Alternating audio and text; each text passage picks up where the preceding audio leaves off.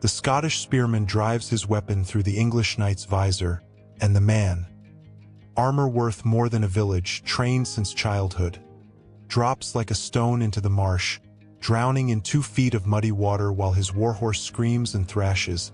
And this scene, this brutal, intimate murder, is repeating itself across a nightmarish landscape where the greatest military machine in medieval Europe is being systematically destroyed by an army of farmers. And you need to understand something right now. Everything you think you know about this battle is wrong. The romantic movie scenes, the tales of noble Scottish warriors fighting for freedom, the idea that this was somehow a fair fight between equals. Strip all that away, because what really happened at Bannockburn over 2 days in June 1314 was one of the most ruthless, calculated, and brilliantly vicious military operations in medieval history. A battle where Robert the Bruce didn't just defeat the English, he engineered their slaughter with a level of tactical brutality that would make modern military strategists pause in respect and horror. June 23, 1314, dawn breaking over the Bannockburn stream in central Scotland, and King Edward II of England is about to lead 20,000 men, the largest army ever assembled by an English monarch to that point, into what one chronicler would later call a day of vengeance and disaster. But here's what they don't tell you in the history books.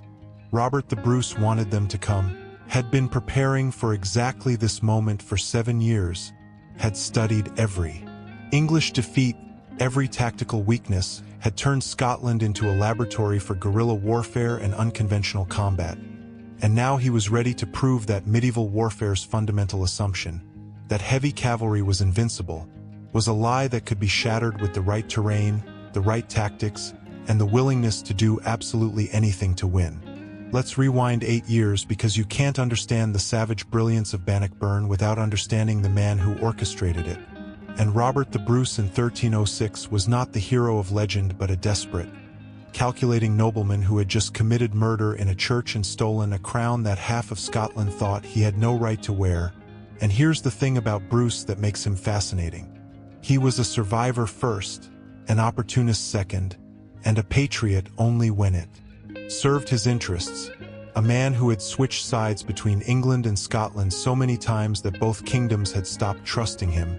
And yet somehow this morally ambiguous feudal lord would transform himself into the architect of Scottish independence through a combination of military genius, absolute ruthlessness, and a willingness to fight a kind of war that made the English deeply uncomfortable.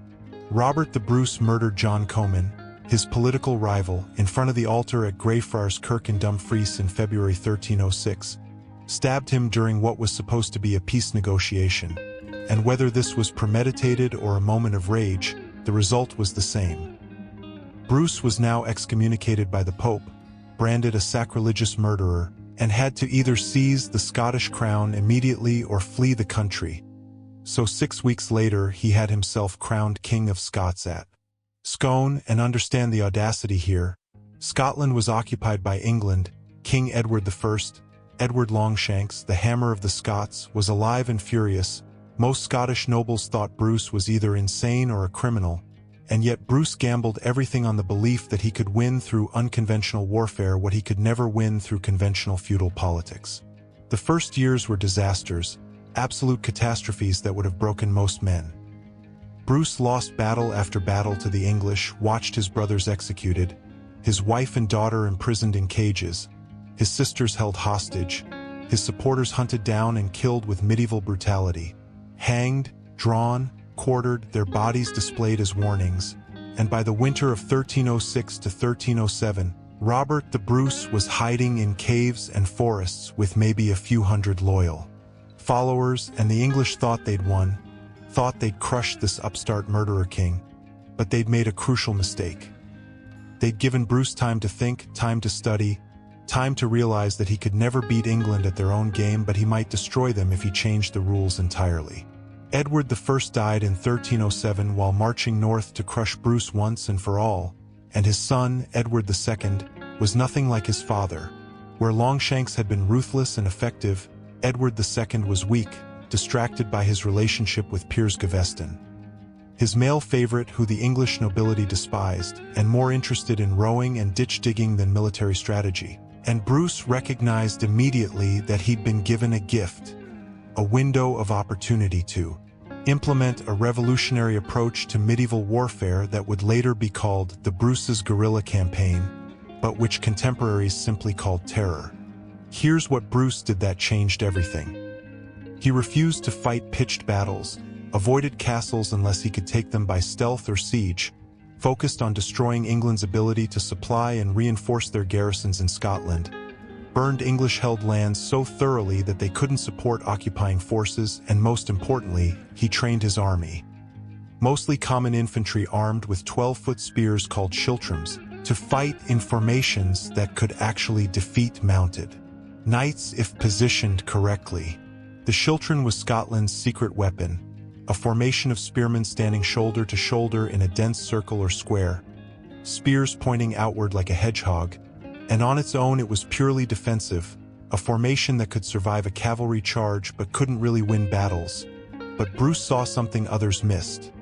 What if the schiltron could move, could advance, could become an offensive weapon if the terrain was right and the enemy had no room to maneuver? From 1307 to 1314, Bruce methodically recaptured Scotland through a combination of surprise attacks, night raids, sieges, and the strategic destruction of castles. He'd capture an English fortress and then immediately demolish it so the English couldn't retake and use it, a scorched earth policy that frustrated English attempts to re-establish control, and castle by castle, town by town, Bruce was winning not through glorious battle, but through patient, relentless, unglamorous warfare that ground down English resources and morale. By 1314, Bruce controlled almost all of Scotland except for Stirling Castle, the most strategically crucial fortress in Scotland because it controlled the primary route between the Highlands and the Lowlands.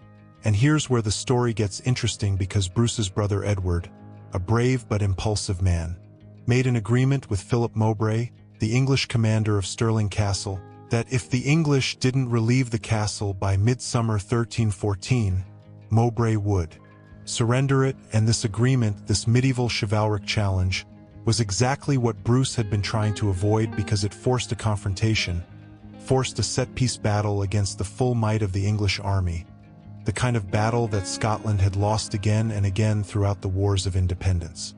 Edward II, despite his weaknesses as a king, understood that he couldn't let Stirling fall without a fight. The political pressure from his nobility was too intense, the symbolic importance too great, so he summoned the largest English army in a generation. 20,000 men, including 2,500 heavy cavalry, knights and men-at-arms in full plate armor on massive war horses, plus archers, infantry, and a massive supply train, and this force began marching north in early June 1314 with the confidence of men who'd never seriously lost to the Scots in open battle, never experienced what was about to happen to them. Bruce had two choices. He could avoid battle, let Stirling fall, preserve his army and continue guerrilla operations, or he could fight, risk everything on one desperate gamble. And here's what makes Bruce's decision remarkable. He chose to fight not because he was brave or patriotic, but because he'd found the perfect battlefield, a place where England's numerical and qualitative superiority in cavalry would become a fatal liability, a carefully selected killing ground where terrain would matter more than numbers. The new park south of Stirling Castle, where the old Roman road ran through a narrow corridor between the Bannockburn stream to the east and the Gillies Hill woods to the west, with marshy ground called the Karst to the north. And Bruce looked at this landscape and saw a trap, saw exactly how he could funnel 20,000 men into a space where maybe 3,000 could fight them on equal terms, saw how the trees would prevent cavalry from flanking, how the marsh would prevent retreat, how the stream would channel English forces into a predetermined killing zone, and he began preparing the battlefield like an engineer designing a machine for slaughter. Bruce's preparations were meticulous and deceptive. He had his men dig pits across potential cavalry approach routes, camouflage them with brush and grass so they'd be invisible until horses stepped into them and broke their legs. He positioned his forces in the woods where the English couldn't see their actual numbers. He studied the ground until he knew every depression and rise, every soft spot and firm patch, and most importantly, He trained his schiltron formations to advance in formation, to push forward maintaining their defensive hedgehog while simultaneously attacking, turning defense into offense through sheer disciplined aggression. The English arrived on June 23, 1314, a massive host that stretched for miles, banners flying, armor gleaming, and they expected the Scots to either flee or adopt a defensive position that the English could methodically dismantle. But Bruce had no intention of being defensive. His strategy was to attack first, to seize the initiative before the English could deploy their full strength, to make them react to him rather than the reverse, and this psychological insight that the side that attacks often controls the battle even when outnumbered was revolutionary in medieval warfare, where defensive warfare was considered the only option for smaller forces. The first clash came on June 23 when English cavalry vanguard encountered Scottish forces near St. Ninian's Church, and what happened next became legend. Henry de Bohun, a young English knight eager for glory, spotted Robert the Bruce riding in front of his army on a small palfrey, armed only with a battle-axe, and de Bohun couldn't resist. He lowered his lance and charged, assuming an easy kill against an inferior opponent on an inferior horse. But Bruce didn't retreat or dodge. He waited, timed it perfectly, rose in his stirrups at the last second and brought his axe down onto Bohun's head with such force that he split the knight's helmet and skull in a single blow, and the English knight crashed to the ground dead while Bruce's axe handle shattered from the impact. And the Scottish army erupted in cheers while the English forces watched in shocked silence, and Bruce, practical as ever, reportedly complained that he'd broken a good axe. That single combat wasn't just symbolic. It was psychological warfare, a deliberate demonstration that English chivalric superiority was a myth, that Scottish commanders would fight personally and brutally, that this wouldn't be the kind of clean, orderly battle the English expected, and more importantly, it energized the Scottish forces while planting seeds of doubt in English minds. If their best knight could be killed so easily by an opponent on a smaller horse with an improvised weapon, what did that say about the coming battle? The English made their first major tactical error that afternoon when they sent another cavalry force under Robert Clifford to circle around the Scottish position and relieve Stirling Castle directly. And this force, 500 heavy cavalry, an overwhelming force against infantry, encountered a Scottish schiltron under Thomas Randolph, Bruce's nephew, and what happened next proved that Bruce's tactical innovations actually worked. The schiltron held formation, absorbed the cavalry charges, and then counterattacked, pushing forward with disciplined spear work until the English cavalry broke and fled, leaving dozens dead or captured. And this small victory was enormously significant because it proved to both armies that Scottish infantry could not just survive but defeat English cavalry in open combat if the conditions were right. Night fell on June 23 with the English camped in the Carse, the low-lying marshy ground north of the Bannockburn, and this was their second catastrophic error, a decision that would doom them when battle resumed. The Carse looked flat and open, seemed like good ground for cavalry deployment, but it was actually soft, cut by streams and drainage ditches, ground that would turn to mud under the weight of thousands of men and horses, and worse, it was enclosed, woods to the west, the Bannockburn to the south, the Forth River to the east, meaning the English had camped in a natural kill box with limited escape routes. Edward II held a war council that night where his commanders debated whether to continue the battle or withdraw. They'd accomplished their mission technically. Stirling Castle had been relieved, the deadline extended, and some voices argued for retreat, for living to fight another day under better circumstances, but Edward, stung by his father's legacy and his own perceived weakness, insisted on fighting, insisted on crushing Bruce and ending the Scottish rebellion once and for all, and this decision, this moment of royal pride overriding military prudence, sealed the fate of 20,000 men. Dawn on June 24th, Midsummer's Day, and the English began deploying for battle in the Carse, trying to organize their massive force in ground that wasn't suitable for it. And here's where numbers became a liability. 20,000 men packed into a narrow space meant confusion, units blocking each other, cavalry unable to see or maneuver effectively, And the English commanders realized too late that they'd given Bruce exactly what he wanted. A battle where the English couldn't use their superior cavalry effectively and couldn't retreat easily if things went wrong.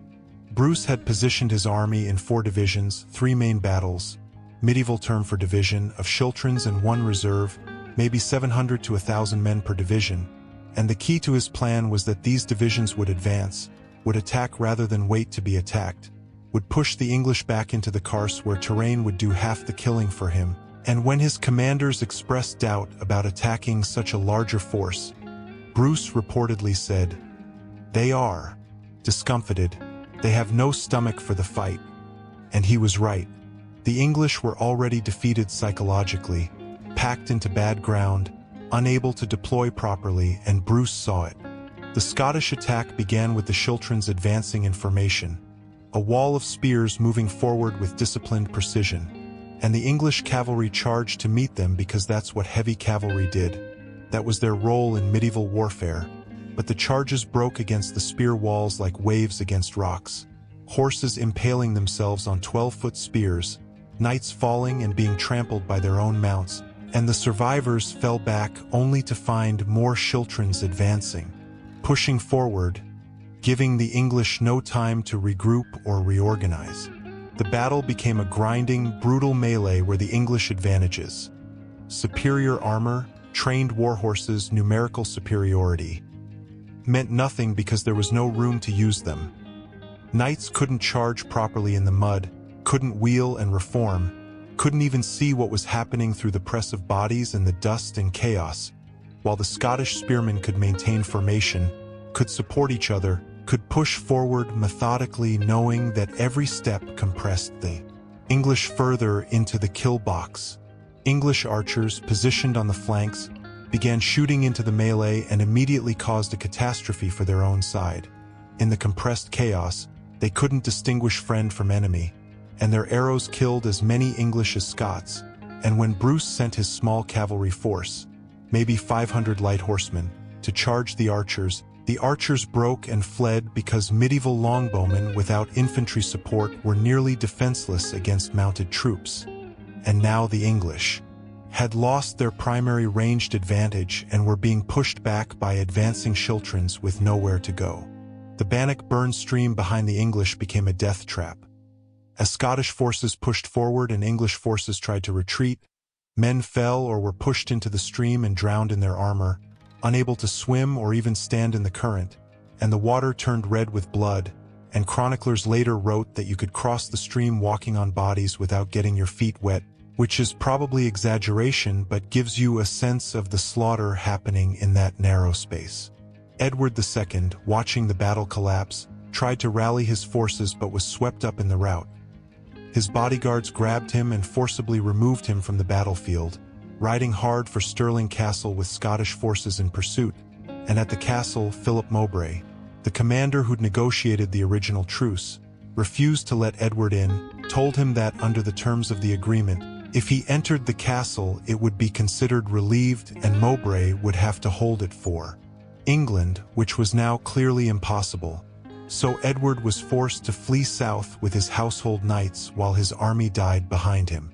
The Scottish camp followers, servants, grooms, cooks, women and children, saw the English forces breaking and spontaneously joined the battle, rushing down from Gillies Hill with makeshift weapons and banners, and to the English forces already in panic, this looked like a fresh Scottish army arriving, looked like they were surrounded and outnumbered, and the panic became total rout, became every man for himself, became a race to escape the kill box before the schiltrons reached them. The slaughter that followed was horrific even by medieval standards. Scottish forces pursued fleeing English troops for miles, cutting down armored knights who'd fallen from exhausted horses, drowning men in the Forth River as they tried to swim across, and here's the savage truth. Bruce had ordered his men to take no prisoners except for ransom, meaning common soldiers were killed, only valuable nobles were spared, and this wasn't unusual cruelty but standard medieval practice. Yet the scale of it at Bannockburn was unprecedented. Thousands of men cut down in flight, their bodies left to rot across the Scottish countryside. The casualty figures are disputed by historians, but contemporary English chronicles admit to losses of several thousand men, including hundreds of knights and nobles, while Scottish losses were minimal, perhaps a few hundred at most, and this disparity, 10 to 1, maybe 20 to 1, tells you everything about what kind of battle this was. Not a fight but a massacre, not a clash of armies but a trap sprung perfectly. Among the English dead and captured were some of the greatest names in English nobility. The Earl of Gloucester killed in the fighting, the Earl of Hereford captured along with dozens of other nobles worth massive ransoms, and the psychological impact on English society was devastating. This was supposed to be an invincible army led by a king, and it had been destroyed by a force 1/6 its size led by an excommunicated usurper. The captured English nobles became Bruce's political leverage. He exchanged them for his wife, daughter, and sister who'd been held in English captivity for 8 years, for his supporters imprisoned in England, and for official recognition of Scottish independence, though that last part would take another 14 years of intermittent warfare to achieve.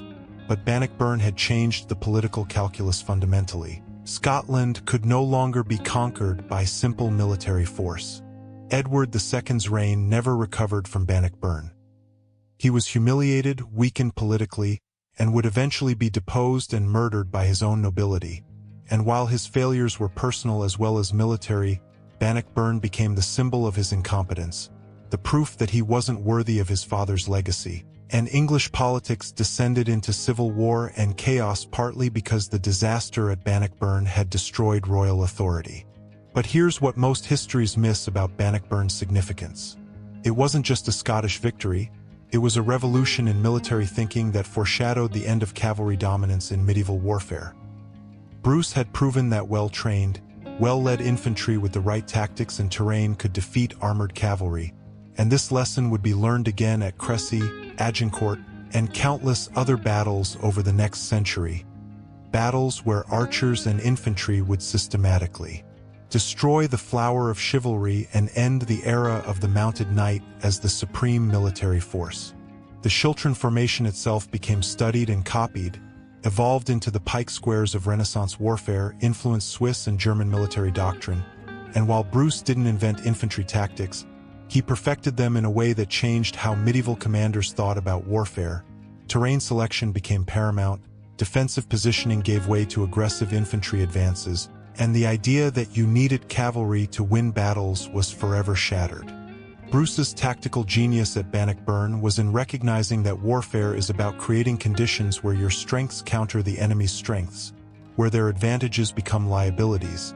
And he did this not through new technology or superior numbers, but through careful analysis of terrain, understanding of his own forces' capabilities, and willingness to take enormous risks.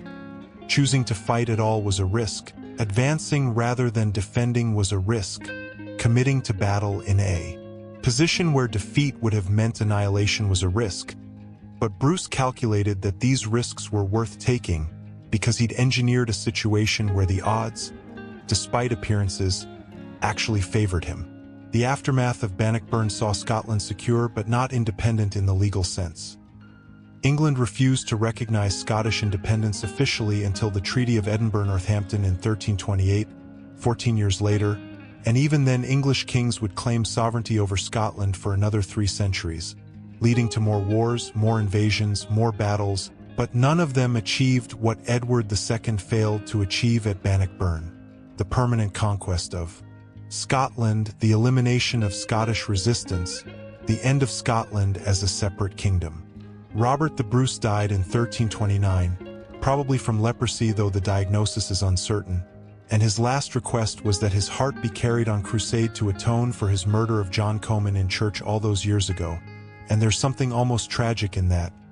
Here was a man who'd won independence for his country through calculated violence and tactical brilliance, who'd committed murder and betrayal and fought one of the most ruthless military campaigns in medieval history, and at the end he was still worried about his soul, still seeking redemption for the sin that had started everything, and his heart was carried toward Jerusalem by James Douglas, who died fighting Muslims in Spain, and Bruce's heart was brought back to Scotland and buried at Melrose Abbey.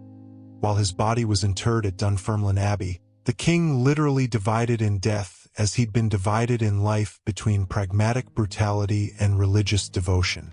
The legacy of Bannockburn in Scottish national consciousness cannot be overstated. It became the foundational myth of Scottish independence, the proof that Scotland could stand against England and every subsequent Scottish resistance movement, from the Jacobite risings to modern independence movements, has invoked Bannockburn as evidence that Scotland is a nation, not a region, that Scottish identity is real and worth fighting for, and whether you agree with Scottish nationalism or not, you have to acknowledge that Bannockburn created the historical narrative that makes that nationalism possible. But the savage truth behind Bannockburn that often gets lost in the nationalist mythology is this. It was won through ruthlessness, through calculated violence, through tactics that prioritized killing efficiency over chivalric honor, through a commander who was willing to do whatever it took to win regardless of moral considerations. And this doesn't diminish the achievement but actually makes it more impressive. Bruce didn't have the luxury of moral purity, didn't have the resources for clean warfare, and he won anyway through pure tactical brilliance and absolute commitment to victory. The 3,000 Scots who stood in those schiltrons at Bannockburn weren't professional soldiers. They were farmers and craftsmen who'd been trained to hold a spear and stand in formation, who faced the finest cavalry in Europe knowing that one break in the line meant death for everyone. And they held, pushed forward, fought for hours in brutal melee combat where men were crushed, stabbed, trampled, and they won not because they were inherently better fighters, but because their commander had created conditions where their discipline and courage could overcome superior equipment and numbers. And that's the real lesson of Bannockburn. Warfare isn't about having the best army, but about creating situations where your army, whatever its capabilities, can win. The Battle of Bannockburn destroyed approximately one-third of Edward II's army, killed hundreds of English nobles who represented decades of military training and investment, captured war materials worth hundreds of thousands of pounds in medieval currency, and achieved in 2 days what years of guerrilla warfare hadn't quite managed. The psychological certainty among Scots that they could defeat England in open battle, that their independence was militarily viable, that Robert the Bruce was truly their king, and this psychological shift was perhaps more important than the tactical victory because it unified Scotland in a way that nothing else had, turned Bruce from a controversial usurper into a national hero, and made Scottish resistance to English rule something permanent rather than just another feudal rebellion. English military doctrine after Bannockburn had to evolve. The lessons were painful but clear. Heavy cavalry couldn't be relied upon as the decisive arm. Infantry and archers needed to be integrated more effectively. Terrain selection was crucial, and Scottish forces specifically required different tactics than French or Welsh opponents.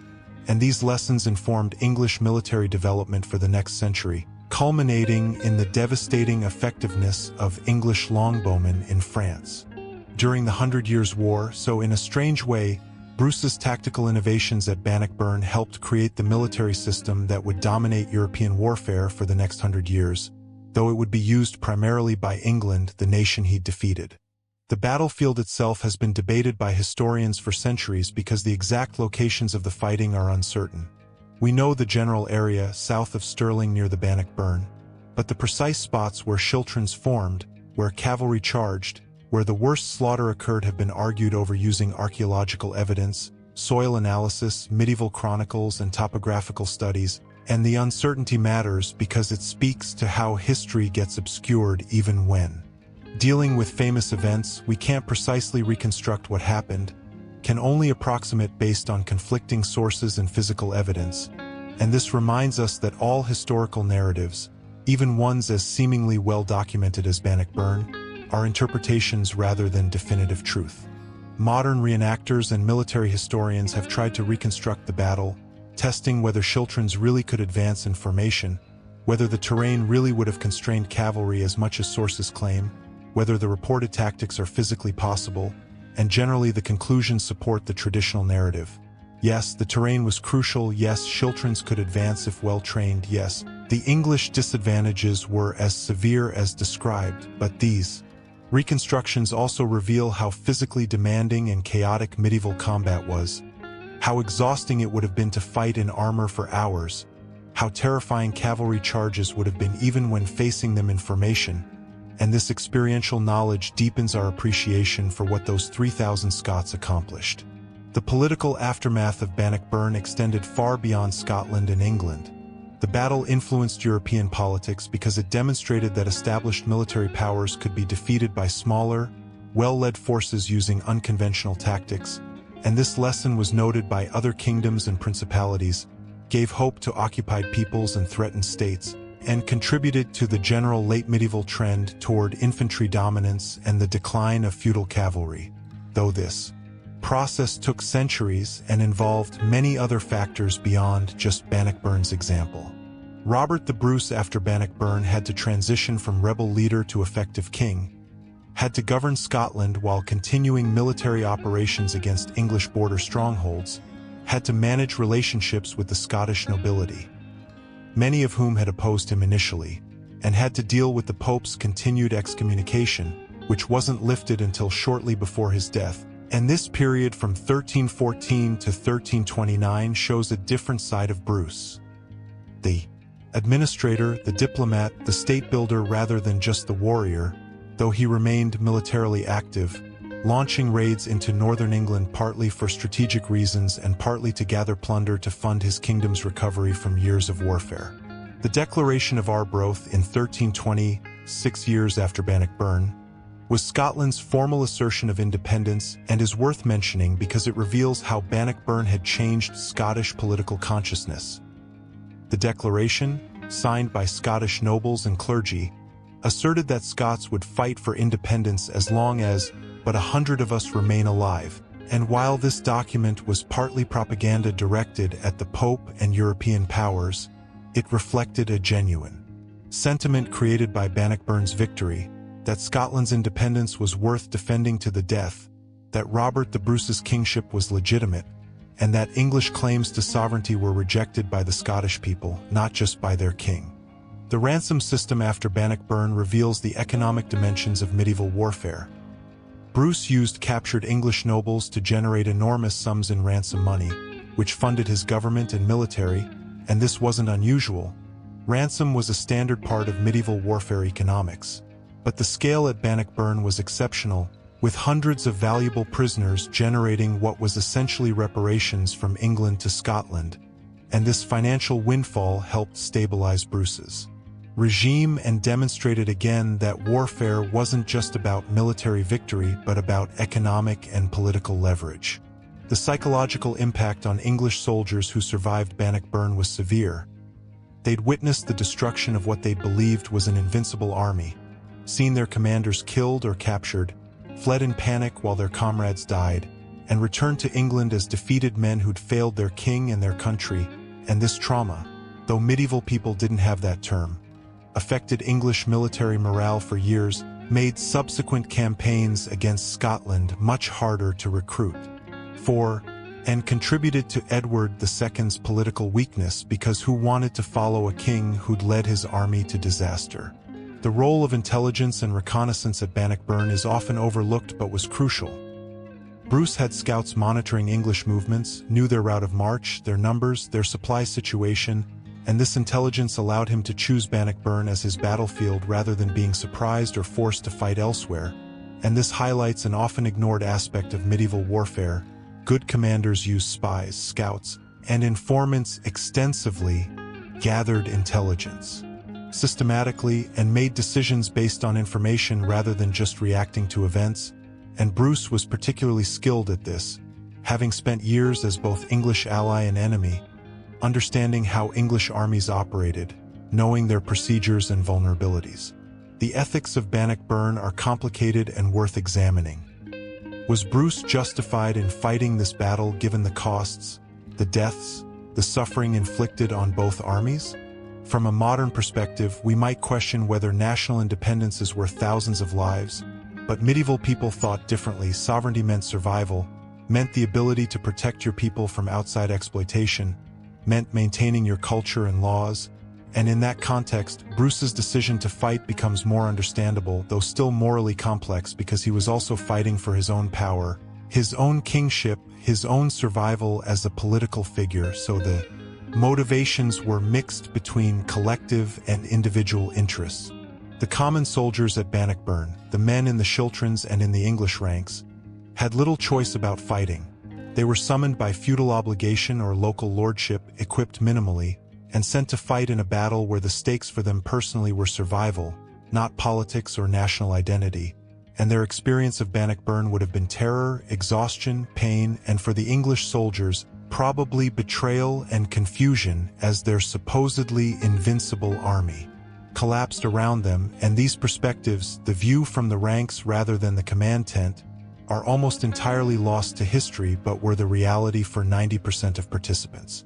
The environmental impact of Bannockburn and medieval warfare generally is something modern historians are starting to examine.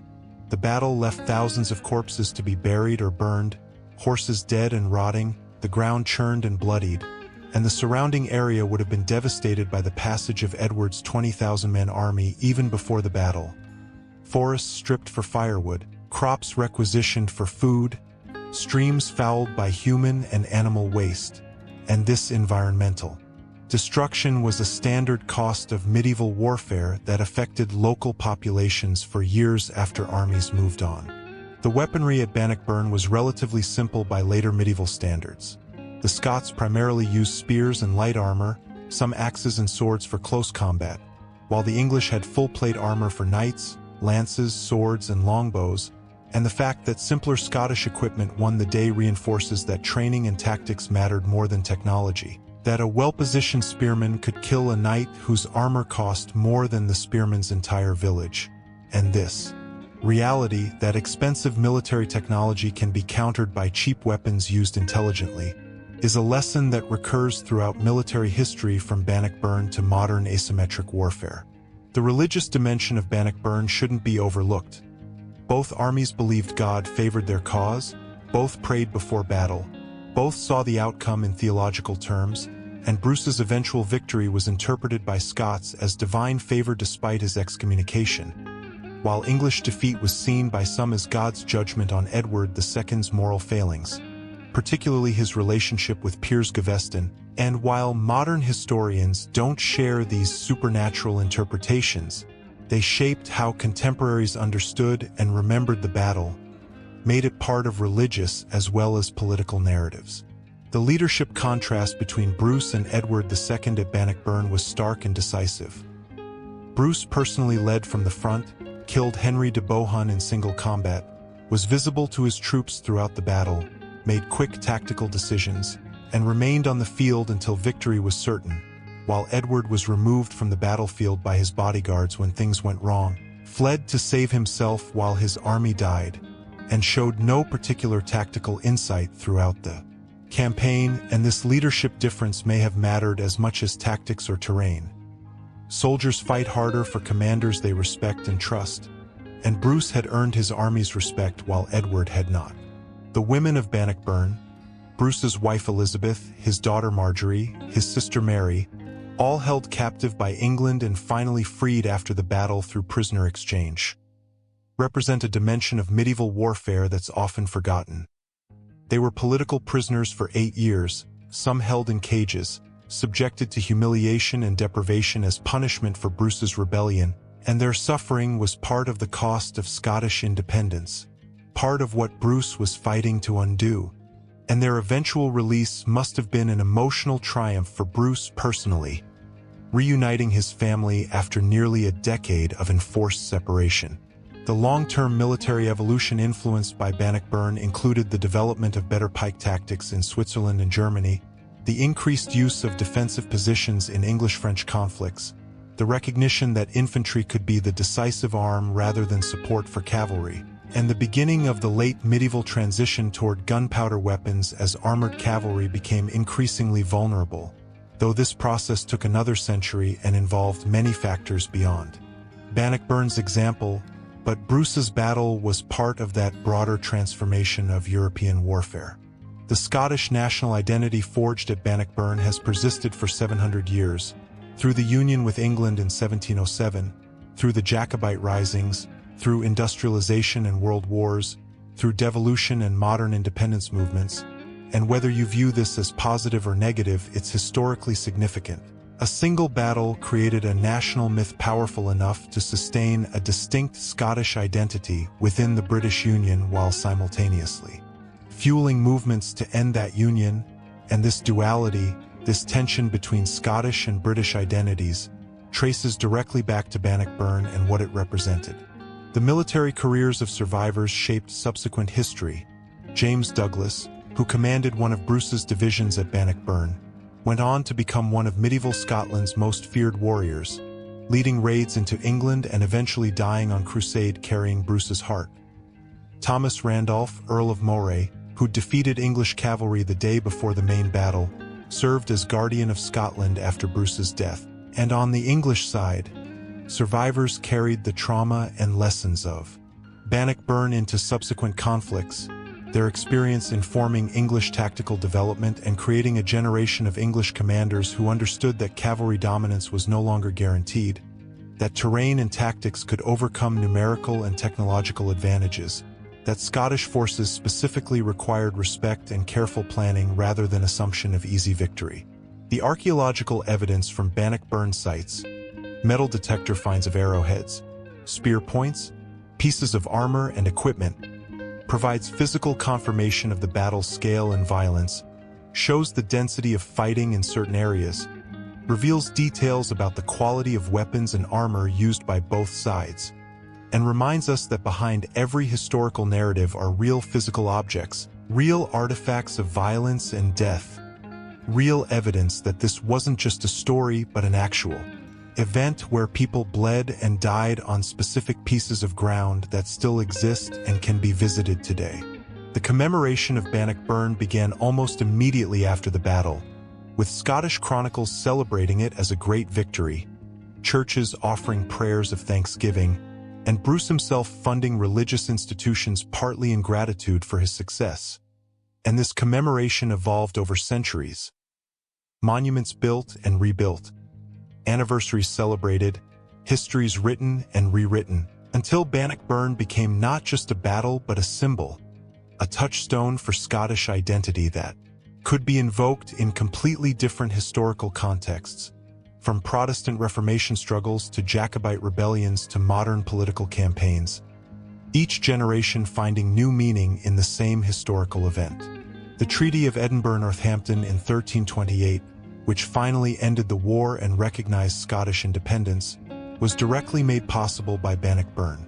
Without that crushing military defeat, England would have continued pressing claims to Scotland, would have launched new invasions, would never have accepted Scottish independence as a political reality. And while the treaty didn't end Anglo-Scottish conflict permanently, wars would continue sporadically for another 3 centuries. It established the principle that Scotland was a sovereign kingdom, not an English possession, and this principle, though violated and contested many times, survived until the Union of Crowns in 1603 and the Political Union of 1707. Both of which were negotiated unions between independent kingdoms rather than English conquests. And this matters because it means Scotland entered the British Union as a partner, however unequal in practice, rather than as a conquered territory, and Bannockburn made that political reality possible.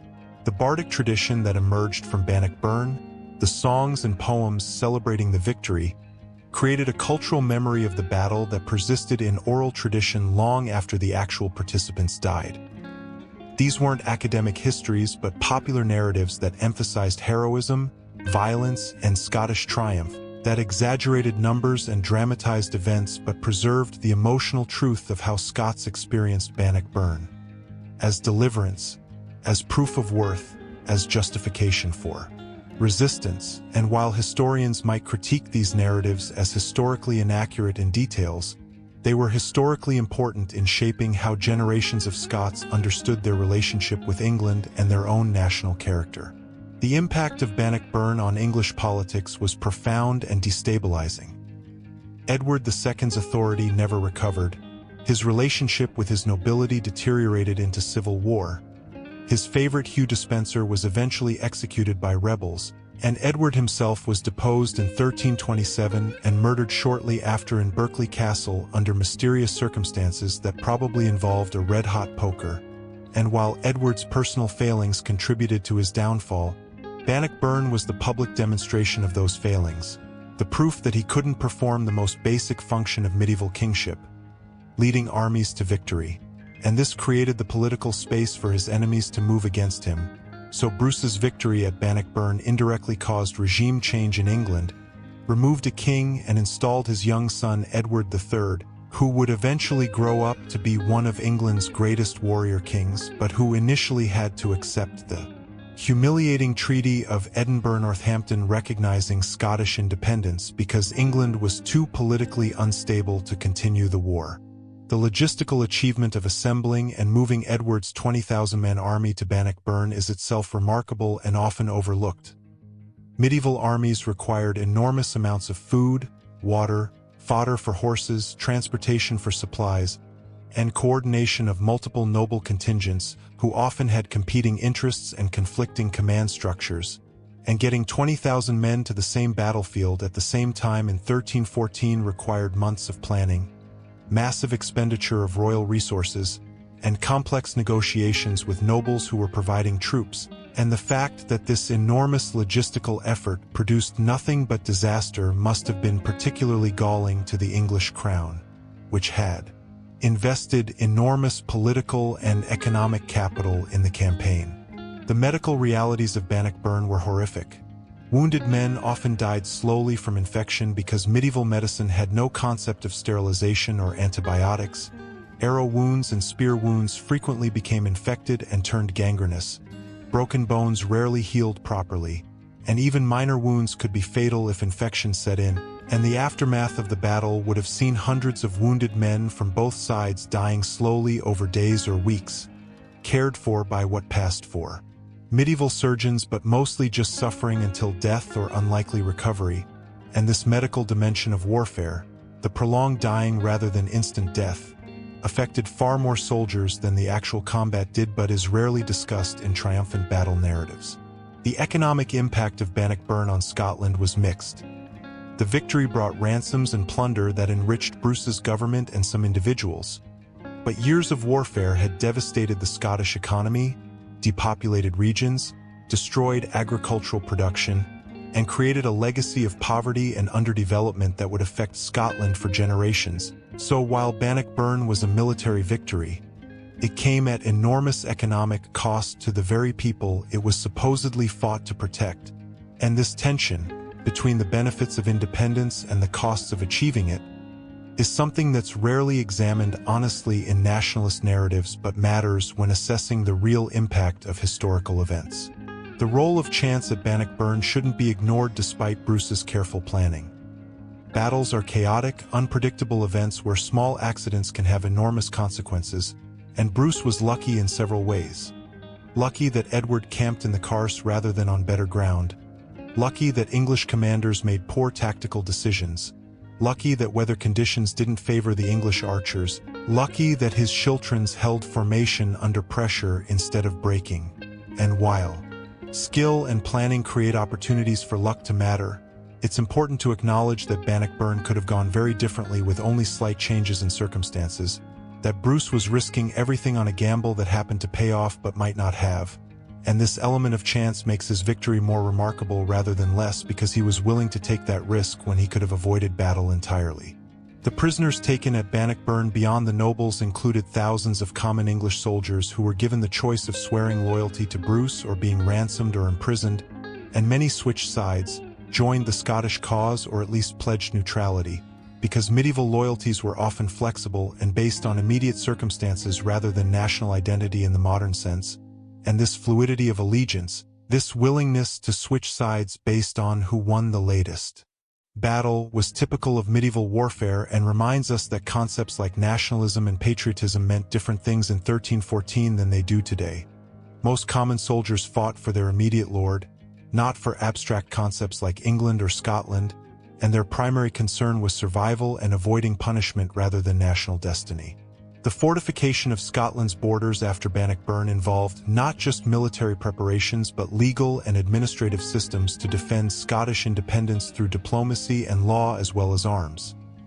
Bruce established systems of border administration, negotiations with England over territories and jurisdictions, and diplomatic relations with France, Norway, Ireland, and the papacy designed to secure Scotland's position internationally, and this state-building work, though less dramatic than battlefield victory, was equally important in making Scottish independence sustainable rather than just a temporary achievement that would be reversed at the next military defeat.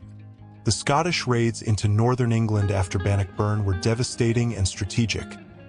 Bruce used his strengthened position to launch systematic plundering expeditions into Northumberland, Cumberland, and Durham, extracting protection money from English towns, capturing supplies and livestock, and demonstrating that England couldn't protect its own territory from Scottish attack. And these raids served multiple purposes. They enriched Scotland economically. They punished England for continuing to contest Scottish independence. They kept Scottish forces trained and motivated, and they prevented England from rebuilding strength to launch new invasions. So the war didn't end at Bannockburn but continued in a new form with Scotland on the offensive rather than defensive. The knightly culture that Bannockburn challenged was based on assumptions about social hierarchy and military effectiveness that had dominated European warfare for centuries. The idea that mounted armored nobles were naturally superior to common infantry, that warfare was primarily about individual combat prowess rather than collective tactics, that victory belonged to whoever had the most knights and the best breeding. These assumptions had shaped medieval society's structure and self-understanding, and Bannockburn's demonstration that common spearmen could defeat noble cavalry wasn't just militarily significant but socially destabilizing, threatening the ideological foundations of feudal hierarchy by proving that common men properly organized could overcome their supposed betters. The Scottish Church's role in supporting Bruce despite his excommunication was politically crucial and religiously complicated. Scottish clergy provided legitimacy to Bruce's kingship, wrote propaganda supporting Scottish independence, and offered prayers for Scottish victory despite the Pope's condemnation of Bruce as a murderer and usurper.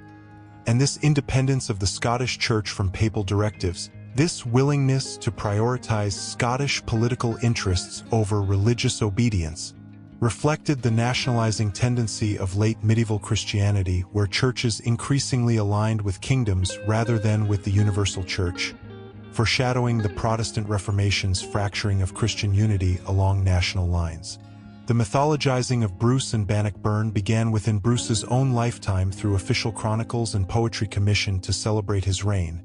And while these works had some basis in fact, they also exaggerated his virtues, minimized his moral failings, transformed his pragmatic political violence into heroic warfare for freedom, and created the Bruce legend that would dominate Scottish historical consciousness for centuries.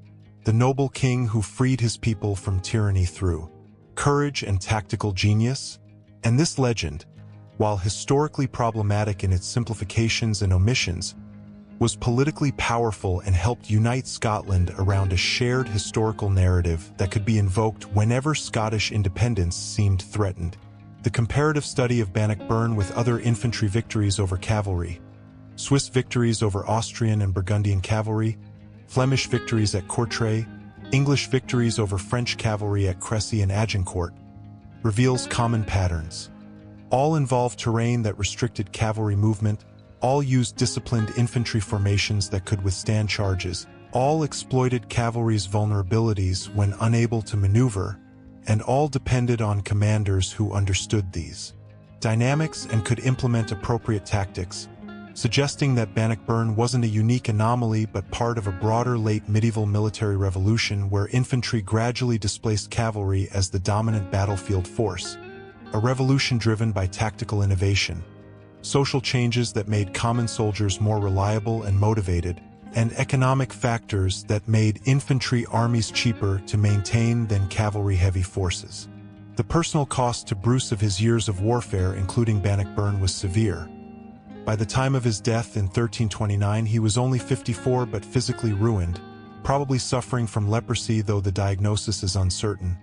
Having spent more than 20 years in almost constant military campaigning, living rough in forests and caves during his guerrilla years, enduring wounds and injuries and infections that medieval medicine couldn't properly treat, and watching many of His closest companions and family members die violently, and this physical and psychological toll, while rarely discussed in heroic narratives, was the real price Bruce paid for Scottish independence, a price measured in his own suffering as much as in the deaths of thousands of soldiers. The alternative history question of what would have happened if Edward had won at Bannockburn is worth considering.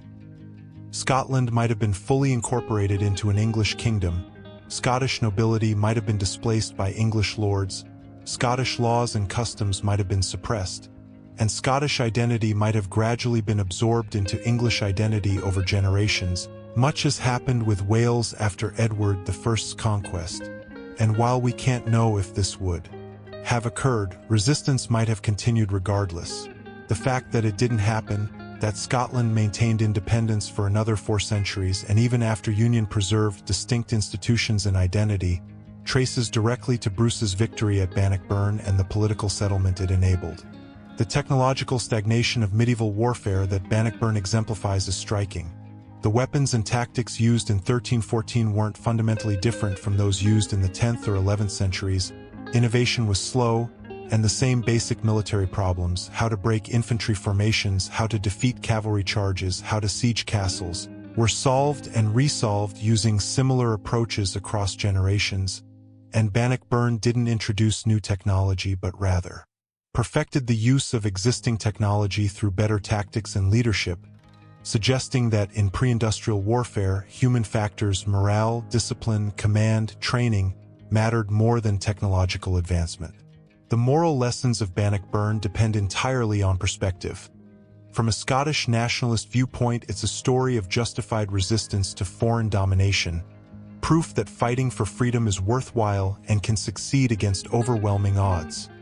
From an English perspective, it's a cautionary tale about overconfidence, poor leadership, and the dangers of underestimating opponents. From a purely military perspective, it's a case study in tactical excellence and the importance of terrain. And from a modern humanitarian perspective, it's a tragedy where thousands died for political objectives that ultimately benefited rulers more than common people. And all these perspectives have validity, showing how the same historical event can support completely different moral and political conclusions depending on the values and interests of those interpreting it. The generational impact of Bannockburn extended far beyond those who fought in it. The children and grandchildren of participants inherited a Scotland that was independent largely because of this battle, grew up hearing stories of the victory, and formed their own identities partly in relation to this historical event. And this intergenerational transmission of historical memory is how single events become foundational myths that shape culture and politics for centuries. How a two-day battle in 1314 still matters in 21st century debates about Scottish independence and British unity. The strategic error the English made in assuming that numerical and technological superiority would guarantee victory is a common historical pattern seen in countless conflicts from ancient times to modern. The tendency to believe that having more soldiers, better equipment, superior resources means automatic victory leads to complacency, poor planning, and neglect of tactical and psychological factors, and Bannockburn is a textbook example of how a smaller, apparently weaker force can win. Through better leadership, better tactics, better use of terrain, and better morale.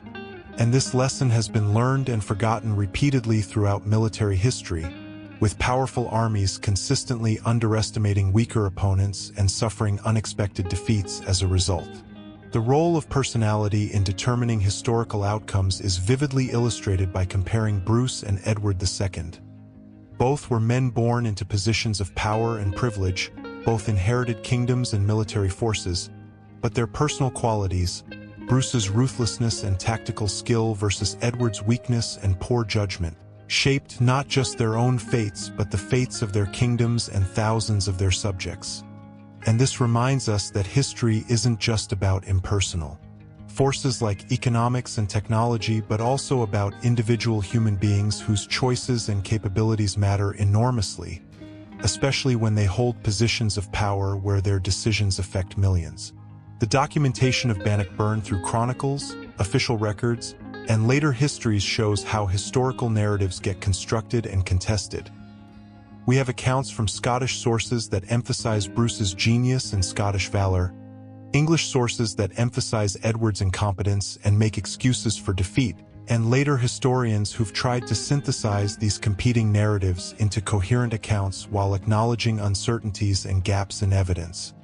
And this multiplicity of sources and perspectives, rather than being a problem, is actually what makes historical study intellectually serious. We can see how the same events were interpreted differently, how political bias shapes narrative, how evidence can be incomplete or contradictory, and how historians must make judgments about reliability and meaning rather than simply accepting any single account as definitive truth. The environmental conditions on the day of battle, weather, ground condition, visibility, significantly influence the outcome but are incompletely recorded. We know it was midsummer, so daylight hours were long. We know the karst ground was soft enough to restrict cavalry, but we don't know exact details about temperature, wind, precipitation, dust, or mud conditions, and these factors affected soldier fatigue, weapon effectiveness, visibility, and maneuverability in ways we can only approximate. And this uncertainty reminds us that historical reconstruction is always partial and provisional, that we're working with fragmentary evidence to understand complex events that unfolded in specific physical conditions that can't be fully recovered. The class dynamics at Bannockburn reflected and reinforced social hierarchies even as military realities challenged them. Noble prisoners were ransomed while common soldiers were killed. Noble casualties were recorded and mourned while common dead were buried in mass graves and forgotten.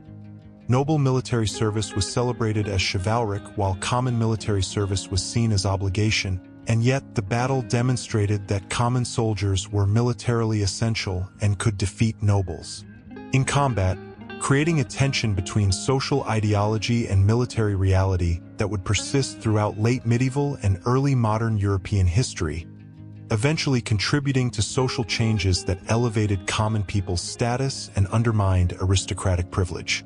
The commemoration of Bannockburn in physical monuments, the Rotunda Memorial, the modern visitor center, the Bruce statue, represents attempts to preserve and interpret the battle's memory for contemporary audiences, to make a medieval battle relevant to people 700 years removed from it, and these efforts at commemoration themselves have histories, reflect the political and cultural contexts of when they were built, and shape how new generations encounter and understand the battle, creating layers of memory and interpretation that separate modern understanding from the actual historical event. The diplomatic history of Scotland after Bannockburn involved complex negotiations with multiple European powers. Bruce sought recognition from France, Ireland, Norway, the papacy, and tried to build alliances that would support Scottish independence against English pressure, and this diplomatic effort, though less celebrated than military achievement, was equally necessary for sustaining independence, proving that national sovereignty required international recognition and support, not just military victories, and Bruce's success in eventually gaining papal recognition and French alliance demonstrated political skills that complemented his military abilities. The question of whether Bannockburn was inevitable or contingent, whether Scottish victory was determined by underlying factors like nationalism and resistance to foreign rule, or whether it depended on specific circumstances like Bruce's leadership and Edward's failures, is historically important because it affects how we understand historical causation.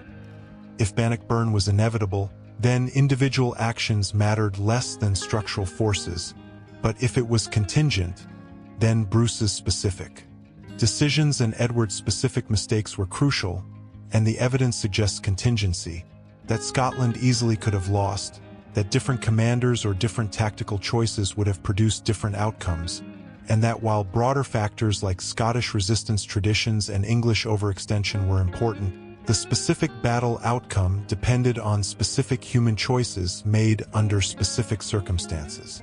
The suffering of non-combatants during the wars of Scottish independence, including the Bannockburn campaign, often gets overlooked in military narratives. Civilian populations were raided, plundered, displaced, and sometimes massacred by both sides. Agricultural land was devastated, affecting food supplies for years, and ordinary people had to navigate between competing powers trying to extract loyalty, taxes, and military service, and their experience of the war as victims rather than participants, as people trying to survive rather than trying to win, was very different from the experience of soldiers and commanders, but was the reality for most of the population affected by these conflicts. The naval dimension of the conflict, though minor at Bannockburn itself, was significant in the broader war. Controlling sea access to Scotland was strategically important. English fleets tried to supply coastal garrisons and transport troops. Scottish and Allied ships tried to disrupt these efforts, and control of the seas around Scotland partially determined whether Scotland could maintain independence or would be isolated and eventually conquered. So while Bannockburn was a land battle, it was part of a multi-dimensional conflict that included naval, diplomatic, and economic warfare as well as land campaigns. The evolution of Bruce's reputation from his own time to the present shows how historical figures get reinterpreted by successive generations. His contemporaries saw him as a successful but morally compromised king who'd achieved independence through violence and political cunning. Later medieval Scots elevated him to legendary status as the Liberator King. Early modern historians debated his methods and motivations. Victorian writers romanticized him as a noble freedom fighter, and modern historians see a complex figure whose achievements can't be separated from his ruthlessness, and whose legacy is politically contested. And this evolving reputation tells us as much about changing values and political contexts as it does about the historical Bruce himself. The relationship between Bannockburn and modern Scottish nationalism is direct but complicated. Nationalist movements invoke the battle as historical precedent for Scottish independence, citing it as proof that Scotland can function as a sovereign state. But critics note that medieval Scotland was very different from modern Scotland, that Bruce's kingdom was feudal and aristocratic rather than democratic, that invoking medieval battles in modern political debates can be historically misleading, and that the emotional power of historical symbols doesn't necessarily provide sound guidance for contemporary political decisions. Yet despite these valid criticisms, the emotional and cultural resonance of Bannockburn in Scottish identity remains powerful and politically significant regardless of whether historians think it should. The military intelligence and espionage dimensions of Bruce's campaign, including Bannockburn, involved networks of informants who reported on English movements, spies who infiltrated English councils, and Scottish agents who gathered information across the border. And while documentation of medieval espionage is sparse because it was secret by nature, we know intelligence networks existed and Bruce used them effectively to know English intentions and capabilities, giving him advantages beyond just tactical skill. The economic calculation of whether warfare was worth its costs from the ruler's perspective differed from common people's calculation. For Bruce, winning independence secured his kingship and his dynasty, providing benefits that justified enormous costs, while for Scottish peasants who lost harvests, livestock, homes, and family members, the benefits were more abstract and the costs more immediate, creating different perspectives on whether the war was worthwhile, perspectives that rarely get expressed in chronicles written by and for elites. The counterfactual question of whether Scotland would have eventually gained independence without Bannockburn through other means, diplomacy, internal English political problems, gradual development of separate Scottish identity, is unanswerable but interesting. Some historians argue that English control of Scotland was never sustainable long-term and that independence would have happened eventually regardless, while others argue that Bannockburn was the crucial turning point that prevented permanent English conquest, and this debate reflects broader questions about historical inevitability versus contingency that affect how we understand all major historical events. The final analysis of Bannockburn must acknowledge both its historical importance and its limitations. It was decisive in securing Scottish independence for Bruce's lifetime and establishing the political framework that lasted centuries. It demonstrated that tactical innovation and leadership could overcome numerical superiority. It influenced European military development and contributed to the decline of cavalry dominance. And it created a powerful founding myth for Scottish nationalism that persists today. But it didn't end Anglo-Scottish conflict, which continued intermittently for another 3 centuries. It didn't prevent eventual union with England in 1707. It didn't necessarily improve life for common Scots who remained poor and exploited under Scottish rulers as they had been under English. and it didn't resolve the fundamental tensions between Scottish and English interests that had caused the wars in the first place and would resurface repeatedly. So, Bannockburn was simultaneously a crucial turning point and a single episode in a much longer and more complex historical relationship. Important but not all-determining, decisive for its moment but not preventing future conflicts and negotiations. A military masterpiece that achieved its immediate objectives but couldn't resolve underlying political problems, and understanding this balance between significance and limitation is essential to historically responsible analysis of what happened on those 2 days in June 1314, when 3,000 Scots faced 20,000 English in marshy ground south of Stirling Castle and somehow won.